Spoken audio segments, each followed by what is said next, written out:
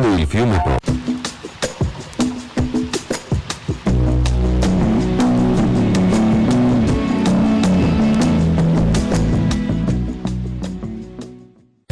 Sabato 1 giugno, San Giustino, è il 152esimo giorno dall'inizio dell'anno, ne mancano 213 al termine. Il sole sorge alle 5:26 e tramonta alle 20:52. La luna si leva alle 4:37 e tramonta alle 18:36.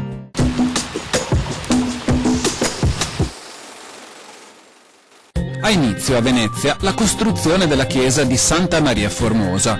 I lavori sono diretti dall'architetto bergamasco Mauro Coducci, che arricchirà la città di splendidi edifici religiosi e civili, fra i quali il Palazzo Vendramin Calergi, una delle più alte espressioni dell'architettura di tutti i tempi.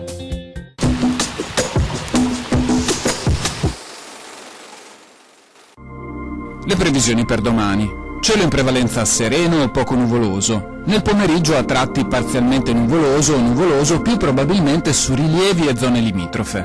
Precipitazioni assenti su pianura e Dolomiti. Sulle prealpi probabilità bassa per locali piovaschi, rovesci, temporali nel pomeriggio. Temperature in aumento anche sensibile rispetto a venerdì. Venti deboli moderati da nord-est in alta montagna e con direzione variabile altrove.